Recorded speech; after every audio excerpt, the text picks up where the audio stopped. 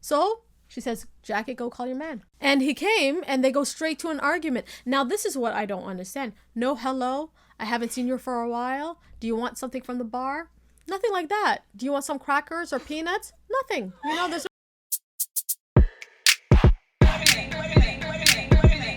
How disappointing is that question? Hey guys, welcome back to Human or Resource. I'm Uma. Selma. So we're going to talk about the final episode of season 4, Love is Blind, As at the Altar, episode 16, Settling Score. Scores. Okay, so we are Scary. in. Why is it scary? Settling scores.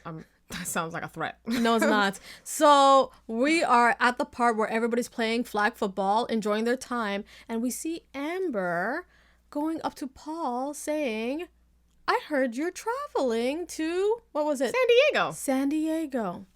I'm going to San Diego too. And you too. And I thought about it first. Because I found out through Instagram. I don't know. Amber, God bless your soul. She says she wants a friendship with Paul, but I feel like he's a little standoffish. To be honest, I feel like he's not even interested He's in not having a interested, friendship no. with Amber. She seems super sweet. I like her bubbly personality. I love her persistence as well. Yeah. And I've noticed this certain observation that I'm going to share about certain people. They talk about development and character, and I'm a better person. I moved on. That's some cap words, okay? Because you have unresolved issues. And I'll give you an example, Chelsea and Kwame. But again, I'll cycle back with that because a couple of people. Exactly, right? So after the match, we already know who won in this. We'll call it Pod Squad. Squad. Yeah, so they really did a good job, especially Kwame and Marshall. So after that, they took the party to a pub, I'm assuming, or a some kind of restaurant eatery, yeah. to celebrate Chelsea's birthday. Yay! It was nice, yeah. It was really nice. Everybody got together. People were wearing white. They got the memo. I like that for them. And yeah, everybody was rejoicing. Marshall Yeah, rolled rejoicing. up not with Shay, his girlfriend. He rolled up with his friend. And I think the reason why is because Marshall has unresolved issues with Jackie. And he wants to clear his name. I think for y'all's sake. Because everybody on the internet took him for a ride.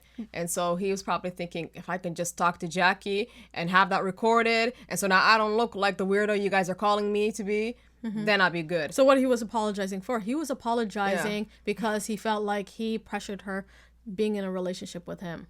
Did he though? I don't think he I did. don't know. I think he kind of did. You know, a little bit. Yes. I think he gave her kind of like an ultimatum. And Yeah, of course, because she gave him so much mixed signals. He Really? was 100% for her. She was like, kind of like, because you remember when the time when some guy came in, I think Brett, and she put her eyes down. She was doing a lot, and she's saying, I still want you, but she's out here like looking at other people. It's like, he got mixed signals, so he threw an ultimatum. Him like forcing her to stay in the relationship, I have never seen that. But he couldn't take the hints from her. well, he didn't force her. He pressurized her. Like Yeah, that's what- pressurized, force, cool, same with physics. Yeah. The problem is, I think he couldn't take the hint she was giving, and she was very immature and unresponsible to let him know, I ain't interested in you anymore. To be honest, I feel like that pressure that she received is what made her choose Marshall and not Josh. Because in the end of the day, she's with him. Josh, right? And then we see Irina. The best villain in the game, right? Poor girl. What did she say? She ended up taking Amber to the side. Yeah, she took accountability, but I felt like her apology was not genuine. Because in the end of the day, how could you make a full apology when you're fabricating the truth, right? You did hear her cry at that moment when she was talking about Paul, I'm assuming, and you ran away hearing her and going back to Micah. Sweetheart, it is okay to apologize being insensitive of her feeling at that moment. Now let's talk about Micah and Paul. Now I'm tired, okay, and I'm going to say this clearly. I'm tired of these two, okay? They're never clear. They're inconsistent, okay? They're always leading each other on. At this point, they need to separate. I feel like he's already dating a girl that he actually like. And she probably approached him too. Oh, really? Paul is those type of guys. Oh, right. You just know it. Regardless, I'm done with them. Micah, you made a great decision where you're like, we have to end this. And he was at the point, he's like, oh, how about what if? He said something about what if. What if what? If you wanted her, Paul, make a decision. Go for it. It's done. I think you guys are living... Oh, he's moving, isn't he? San Diego. Oh. And Amber tried to catch that case. Now, I got a complaint for the Love is Blind crew. Are you telling me the best storyline you guys have you buried it, and it was the story of Josh and Monica love story. They got engaged. Yeah. Who ever thought that Josh was engaged to a lovely lady named Monica? This is how it starts. Monica comes in the restaurant and she pulls in Jackie, sits her down and said, you know, she embraced that how they were best friends. They talk about their connection and she wants that friendship to still continue. She wants to revive it too. She wants to revive it. And you know what? I don't blame her. If you feel like a person, I think women need to understand, if you feel like there's a friendship that you really cherish and it had been severed some way and you want to mend it, go right ahead. Okay? So that's what Monica is doing. She's trying to mend this relationship that she actually cherished. But I think even you have to be open as well to realize that some relationships are not meant to be mended. Yes. If you feel like the other person's not reciprocating and they're not trying their best go. or whatever, or they don't feel what you're feeling, then of course leave. That's true. So they're sitting down, they're talking about the situation. Now, Jackie felt like, you know what? You produced an article that was really sly of you, right? You could have let it go. Now, this is what I have to say. Everybody spoke to the media, okay? We're talking about Brett, Tiffany, Kwame, Chelsea, everybody, your goods, your bads. has spoken to the media telling their side of the story or their love story or whatever, okay? Monica has the right to talk about her side of the story. Why is her story to be shelved? Exactly. And it's not for you, Jackie, to say she should have not done it. She has every right. And there's one thing. She gave her a copy of that article several days before being published or being put out there. As a friend, she did a really good job, okay? She has the right to tell her story. It's not up to you. But again, Jackie kind of being a ride and die, I got to support my man and stuff like Jackie, you take care of your issues with Marshall, how you want to take care of it. Let Monica deal with her relationship with Josh and deal with it how she wants to deal with it. Exactly. Yeah.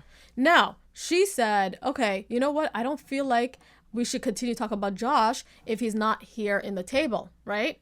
So she says, Jackie, go call your man. And he came and they go straight to an argument. Now, this is what I don't understand. No hello. I haven't seen you for a while. Do you want something from the bar? Nothing like that. Do you want some crackers or peanuts? Nothing. You know, there's no courtesy here. Oh my goodness, you're ridiculous. Yeah, so he just straightly accused her of clout chasing. Josh, you're not that popular. Let me just tell you that. And also he accuses her, you didn't delete the comments below the article. Delete or like the comments? No, delete. Like there was some negative feedback about the article on her Instagram and he said you didn't delete it. This is her story about her relationship with you and the engagement that did not go anywhere because she felt like you're probably immature. Yeah. And you're showing that. You could have just stood there and said, I understand where you're coming from. I should have acted better. And, yes, you have every right to tell your side of the story. Because they got engaged, That's her story. And I think he was moving mad the way Jackie was moving mad with Marshall. But still, the thing is, if Jackie was able to tell her side of the story on national television. And Marshall, too. And Marshall, why not Josh? You have the rights, too. And Monica. Yeah. And I think Monica's trying to salvage her relationship with Jackie. In the end of the day. And I don't think it's going to go anywhere because Jackie is a ride and die. And she said it even. I don't care if he's wrong. I'm going to stick beside him. That's my man. Stick beside him. What I said earlier about people that have unresolved issues but are hiding it, through character development. And I'm telling you right now, Chelsea and Kwame, you're on the first on my list. Remember the scene where you see Micah and Chelsea chasing one another during the flag football and Chelsea snatches Micah's little flag? And remember what Kwame said? We knew that was going to happen. Be humble. We did not know that was going to happen.